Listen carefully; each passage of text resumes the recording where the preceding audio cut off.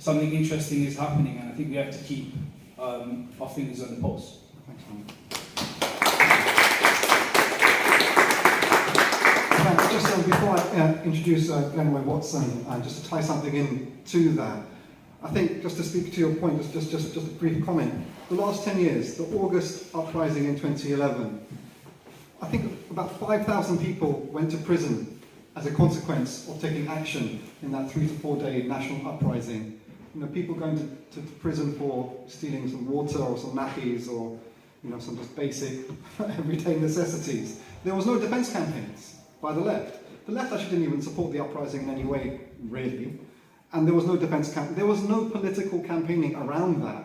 So these were people from the August 2011 uprising is a glorious folk tale on the council estates. You go to people on the council estates, even young people today, and Bandoke, as the son of Mark Duggan, who's a musician, he carries that on in a musical, cultural way as well. People know it was a heroic uprising, but they also know we're going to go to prison with no defense. So people aren't necessarily going to do that if there's no collective spirit. But then we were hit by a whole bunch of things. We were hit by Brexit, no grassroots response. We were hit by the Windrush attack, no grassroots response. We were hit by the biggest attack on migrant communities in this country, the Grenfell massacre, no grassroots response. This has deeply contributed to the demoralization and demobilization of working class communities. That's clearly there. Going back to 2011, and this is where I met Glenroy Watson. I mean, I knew about him anyway. We met outside the US Embassy opposing the British and NATO attack on Libya. And Glenroy was one of the few people who stood up, and I always will thank Glenroy for that. But not only that, and I remember saying to Glenroy outside the US Embassy, which has been moved now to south of the river, but when he was there, back on the square of Park Lane, I said, Comrade Glenroy, I don't know how you can cope by being a black member in a racist organization like the RMT, you know, but that's quite the point. Just the figure of Glenroy Watson, with the politics and the advocacy he has, but also being a prominent member of a major trade union in London was really inspiring to me, and it's definitely inspiring to other people. So thank you, Glenroy, for the work that you continue doing. A Pan-African stalwart and a trade union militant, you're very welcome here. Please welcome Glenroy. I'm going to do the thing you did and avoid the microphone. I hope it's okay. My voice, I'm told, is fairly strong. Greetings, comrades, and thanks very much for inviting me to Malcolm X event. It's a good bringing together of trade unionism and Brexit. That's an interesting combination. And I'll come back to that later on. But it's good to be in the Irish Centre, you know. One of the things that the opposition, if we want politically, is asking for is a general election. And I'm thinking, so we're likely to get another Tory with another different rosé and carrying out the same kind of thing that's going on, because who's challenging Stormer? And where he's going? Do we see any change between him, Sunak, Truss, or Boris Johnson? So there we are, we're in the Irish Centre, where they, with a snap of a finger, can call a general election in the north of the island, and can't call one here. But we've got to be careful what we say in regard to that, because until we get some fundamental change in what could be governing, we're going to be in the shit. Right? And that's a reality that we have to recognise. Because what have we got? Now, it's interesting you reminding us about the Paul Bogle uprising, because everybody here, if you had an English education or whatever, would have been told that the enslavement ended in 1807. So why were people uprising in 1831? You know? It's because it was a lie. And we really have to say that. Because I've heard it too many times that Britain was the first country to abolish enslavement. What about Haiti? What about the African enslaved people who defeated Britain? And this is another thing people have to put on their agenda, because most people don't know that. They don't know that Wilberforce, when he was in the House of Commons, was actually voting for Britain to send troops to Haiti to recapture the island, because they can do it better than the French. You know? Of course, they got defeated, kept it quiet.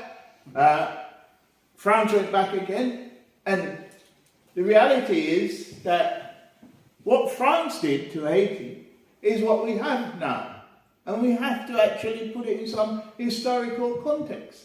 And the reality is that that's been a flavour of European imperialists right across the globe, and sometimes we try to beautify it. You know, I've seen lots of people saying, "Oh, the French would have done it better," or enslaved Africans being stolen, or had better transportation with France, or better transportation with the Spanish, it's the English. And sometimes it becomes quite daunting that, and when you hear it from African people that there is a difference in the colonialism and the type of colonialism, you have to wonder what's going on. Now, I find myself in this dilemma. There's comrades here, as you said, that we have different view in Brexit, my union itself campaigning around Brexit. But I seem to remember that Boris Johnson was saying that we should campaign against Eastern Europeans, you know, and I can't think of a country that's more Eastern towards Russia than Ukraine. And all of those people you see in the House of Commons with their Ukrainian badge were probably the same people who were campaigning for Brexit and saying, you know, we've got to manage our border and stop Eastern European coming here. And yes, that was the right wing.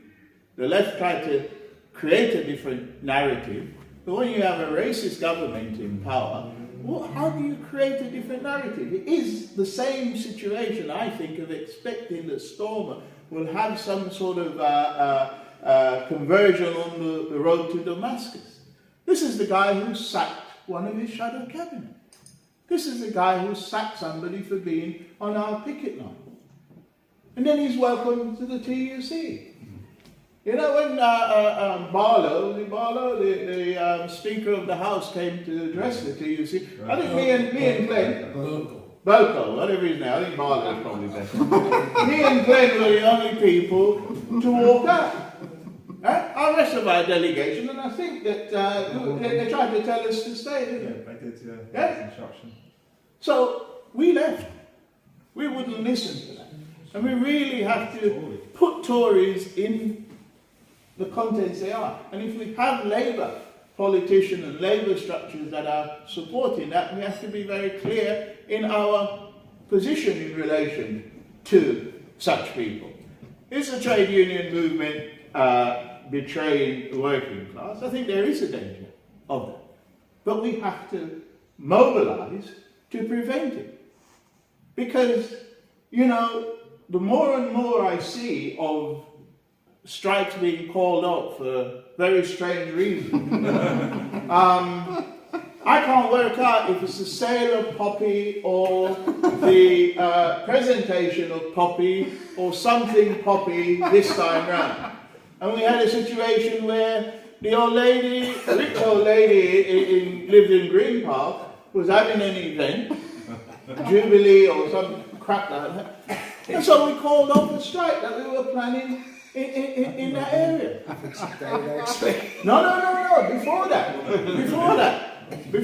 I mean, I'm not going to get on to whether Liz Truss did something to her or not. I'm going to get into that big conspiracy theory all over the place. But the reality is that if we are going to do that, and what I object to, you know, because sometimes the tide is against you. I can understand if in the boardroom there's somebody who says, oh, we can't go on strike because, you know, the old lady who's died, blah, blah, blah, and we'll put an argument. Okay, we can step back. But what I object to is, why are we telling anybody? Why don't we just say we're calling it off? We're celebrating it. We're saying that we're joining in. We want to be part of that discourse. Whatever benefit comes later on, you know, we want to be there at the table. At the very, very people that we're fighting against. So we're in a predicament, I think, within the trade union movement. One of my comrades said to me recently, Glenn, you're at the nearing the end of your career, and Steve reminded me that even though he's younger than me, he's retired before me. And just as a side story, Steve and I were appearing at an industrial tribunal once, and the solicitor completely mixed us up. Yeah, Which is easy enough. very easy. So when he read his tribunal statement, and he said that he joined London Transport in 1979, he said he was in primary school, senior school, trying to show off how much younger he is than me. But the fact of the matter is, we've got a situation within the... Is he taking his microphone? Am I running out? No, it's fine. We're in a position within the trade union movement where we need cross-union unity. And I say that as somebody within an industry that is so fragmented. I mean, I was speaking to some comrades within the US and trying to get a grip of their situation, where obviously when you talk about a national union, you're talking about massive areas of organising. But the reality is that we have a situation where within the TUC, and whether it's about Fogg being elevated or Francis O'Grady,